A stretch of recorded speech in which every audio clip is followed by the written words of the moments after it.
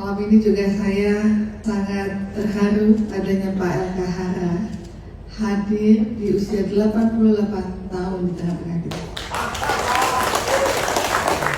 Saya membacakan puisi tentang mencintai negeri.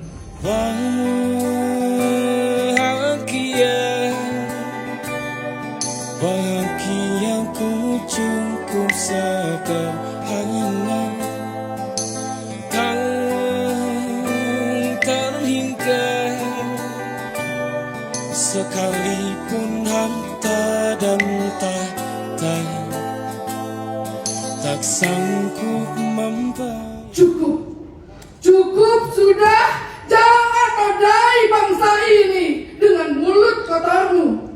Jangan kotori negeri ini dengan mulut kotormu. Tanganmu bergelimang noda. Saudaraku, butuh cara baru mencintai negeri ini. Kerja tulus, genggam erat nurani bangsa. Kuatkan ikhlas tanpa pamrih. Mari kokohkan persatuan untuk jutaan jiwa yang butuh cinta dan harap belas untuk damai abadi dalam cinta yang tulus. Terima kasih. Sampai ketemu di Aceh tahun depan. Wassalamualaikum warahmatullahi wabarakatuh.